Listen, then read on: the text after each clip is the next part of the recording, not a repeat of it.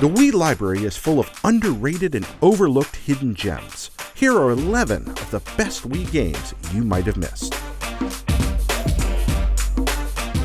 This complete reimagining of David Crane's memorable NES Odyssey is one of the sweetest, most beautiful video games of its generation. Laying aside the original's brutal difficulty, A Boy and His Blob on Wii focuses on using the blob's myriad adorable transformation abilities to avoid deadly obstacles.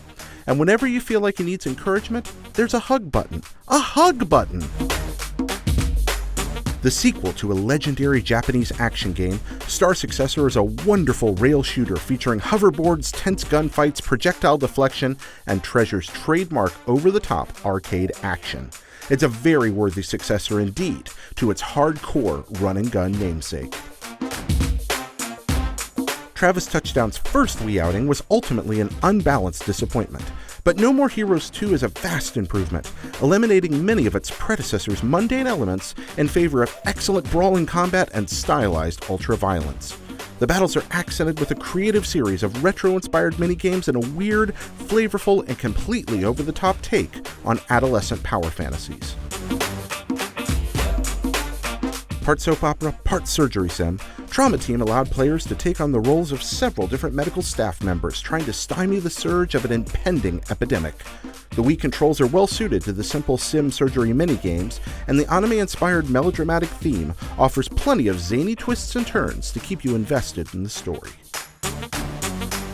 The first Red Steel was a mediocre proof of concept on what a first-person motion-controlled game could be. Red Steel 2 improved on the original in every way, with much more precise and fluid implementation that integrated first-person swordplay with shooter mechanics. It's a superb, frenetic experience. It just arrived too late to get the attention it deserved. Shiren is an accessible take on the dense roguelike genre. Players gather a tremendous arsenal of weapons and items as they try and die and try again on the elusive quest to achieve a single perfect run through an enormous dungeon that changes every time they play it. Klonoa originally released on the PS1 to little fanfare. It got a second lease of life in the definitive Wii edition. It's a top-tier platformer, built around using enemies as springboards for increasingly complex sequences of rebounding leaps. Despite the cutesy appearance, both the difficulty and the surprisingly poignant story gradually ramp up into some truly painful territory. If you can get through Klonoa without shedding any tears, you're made of sterner stuff than most. Lost Winds is proof that less can indeed be more. A WiiWare launch title, built around the Wii's notoriously small internal storage capacity, Lost Winds is a short, beautiful puzzle platformer that uses the Wii Remote's capabilities in creative and intuitive ways. By drawing and controlling gusts of wind, players navigate lovingly crafted areas in a serene, slow-paced, and unique adventure. I think even some Fire Emblem fans forget this excellent Wii title happened. Radiant Dawn predates some of the relationship mechanics that have characterized the series' most recent editions, but the tactical gameplay is just as spot-on as you come to expect from Nintendo's flagship RPG. Eschewing motion controls, Radiant Dawn is a no-frills, meaty, long, and viciously challenging game, and a superb entry in the Wii library. This quick-playing, horror-themed rail shooter might have aged better than any core game in the series that inspired it.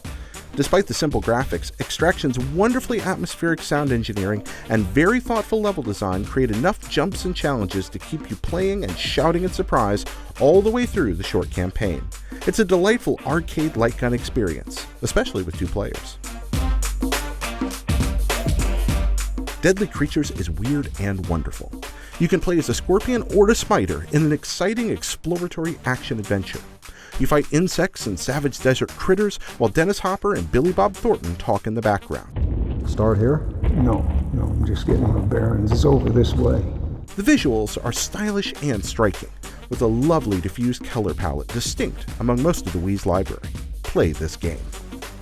Those are just 11 of Wii's underrated, overlooked hidden gems. What's your list? Let us know. And for all things video games, stay with your friends here at IGN.